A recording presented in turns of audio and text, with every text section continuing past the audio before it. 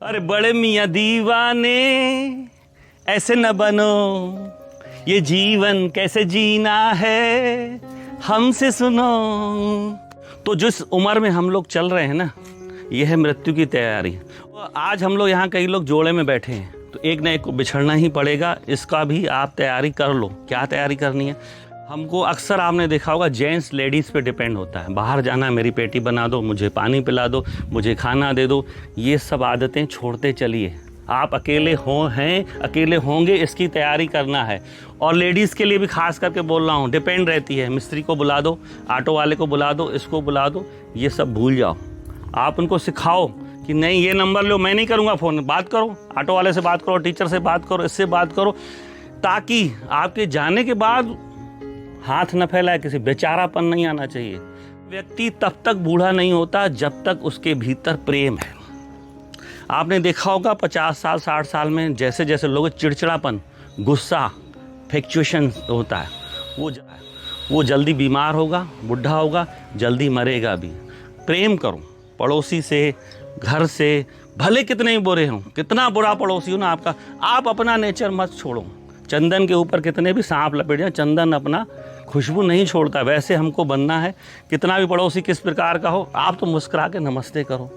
दूसरा है, एक जैन धर्म में पर्व आता है क्षमा, वो साल में एक बार आता है, आप तो रोज़ मनाओ ना। अपने घर में भी हमको वानप्रस्थ जीवन बिताना है। वानप्रस्थ का मतलब क्या होता है? पीठ अपने घर की तरफ, मुंडी जंगल की तरफ। आपसे जब सलाह मांगी जाए तब दीजिए, बिना पूछे सलाह बिल्कुल मत दीजिए। दूसरी बात, उन्हें काम का सम्मान करें। जनरेशन गैप है, वो जो काम कर रहे हैं ना, हम नहीं कर पाएंगे, हमने जो काम किया वो भी नहीं कर पाएंगे। तो हमको उनको जीवन स्वतंत्र जीने दें, उनका कभी भी उनके दखल अंदाजी बिल्कुल न करें।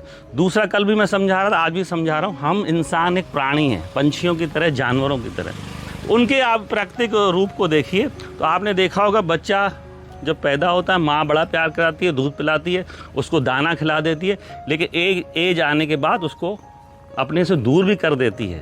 तो हमको अपने से दूर करना है, उनके जीवन में कभी दखल अंदाजी नहीं करना है। और कई बार लेडीज़ को देखा है, बहू ऐसे आ गई, बहू ऐसे आ गई।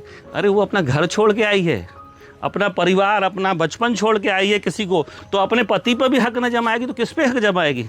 आप अपने पति पर हक जमाते हो, आप जमाते हो ना। आपकी उम्र हो गई भले, तो क्या आपने जवानी में नहीं हक जगाएगा? उसको बल्कि सम्मान देना चाहिए। अपनी तैयारी कीजिए, हमें कैसे जीना है। आपने जो कमाया है ना धन संपदा, वो अपने ऊपर जरूर खर्च करें। मरने के बाद लोग लूट जाएंगे। और दूसरा, जो आपने जमा करके रखा बच्चों के लिए, क्या बहुत अच्छी बात है, लेकिन अपने जीते जी जरूर उनको जल्दबाजी मत करें। बहुत लोग करते हैं, अरे भैया मैं तो फुर्सत हो जाऊँ, प्रॉपर्टी लिख के दे दिया, ये तुमको आया, ये तुमको आया। वो कभी मत कीजिए, वसीयत बना दीजिए। तो पैसा जो हमारा होता है, रुपया होता है, वो हमारी दूसरी औलाद होता है। पहली सांसारिक औलाद तो होगी, देख लिया आपने, भगवान ने जो दी। ये सांसारिक, ये दूसरी औलाद है, जो पहली से कभी कभी दूसरी ज़्यादा काम आती है। तो अपने स्वास्थ्य की सुरक्षा के लिए इसको बचा के रखें, जाने के बाद तो ले ही जाएंगे। अपने संघर्षों की कहानी बच्चों को जरूर सुनाएं, लेकिन प्रेरणा के रूप में। कभी उनको ये एहसास न कराएं कि मैंने तुम्हारे लिए किया, मैंने तुमको ऐसा बनाया। एहसान मत जताएं उनके ऊपर। भगवान ने आपको अगर पैदा किया इस धरती पर, अपने फ़र्ज पूरे किए, वो आपका फ़र्ज था। आपके माँ बाप ने भी आपको पाला बड़ा किया, आपको रास्ता दिया, तो आपका भी फ़र्ज था बच्चों को अच्छी शिक्षा देना, अच्छा मार्गदर्शन देना, ये आपका फ़र्ज था। अब इस उम्र में धन संपदा और प्रॉपर्टी बनाने की कभी भी मत सोचिएगा। ये सबसे बड़ी बीमारी है। आप एक ज़मीन खरीद लो, प्लाट खरीद लो, मकान खरीद, जो खरीदे आपने अच्छी है, प्रॉपर्टी पड़ी है, अब नया प्लान मत करिएगा, नहीं तो आपको बीमारियों से ज़्यादा कुछ नहीं देंगे। आप एक दिन घर में आप 50 लाख रख के देख लो, दूसरे दिन आपको बीपी बढ़ जाएगा, शुगर आ जाएगी। एक ज़मीन खरीद लो, उसको बाउंड्री बनाना, ये कब्जा कर रहा है, ये कर रहा है, इसी चिंता में आप अपने आप को और बीमार कर दोगे। तो जो है उससे संतुष्ट रहिए, अपना जीवन मस्त करिए। इस उम्र में लोग आ करके खाने पीने की तरह ज़्यादा आकर्षित होते हैं। तो खान पान भी आप दवाई जैसे लो, सुबह 2 गोली, शाम को 2 गोली। जितना शरीर को ऊर्जा की ज़रूरत है ना, उतना ही लीजिए। अगर ज़्यादा लेंगे ना, वो भी आपको बीमार करेगा और अस्वस्थ करेगा।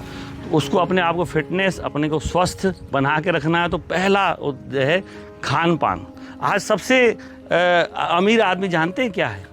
सबसे अमीर आदमी वो है, इस उम्र में आपको महसूस होगा, जो बिस्तर में जाते ही जिसको नींद आ जाए, सुबह उठते ही जो जल्दी से बाथरूम चला जाए, वो दुनिया का सबसे अमीर आदमी होता है। अगर पेट गड़बड़ है, शरीर में कष्ट है ना, तो आप सबसे गरीब आदमी अपने आप को मानोगे। 50 की उम्र के बाद देखिए छोटे मोटे कष्ट आएंगे, घुटना काम नहीं करेगा, आपका इस तकलीफ है, ये तकलीफ, उस तकलीफ़ों को ध्यान देंगे तो जीवन नहीं जी पाएंगे।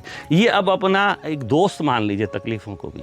आपके दर्द ठीक है, उसके साथ ही जीना है, ख़त्म नहीं करना। बीपी आपकी ख़त्म नहीं होगी, शुगर ख़त्म नहीं होगी, हार्ट ख़त्म, उनका ख्याल रखना है, नियमित जाँच कराना है, डॉक्टर के पास जाना है, उनको केयर करना है खान पान से, दवाइयों से, लेकिन उसको गंभीरता में लेंगे ना तो नहीं जी पाएंगे। अगर हमको मन मस्त रखना है तो आपने देखा होगा बीमार आदमी भी मस्त जीते हैं। आपने राजेश खन्ना की फिल्म आनंद देखी थी ना, कितना महीना था मरने के लिए लेकिन मस्त जिया ना।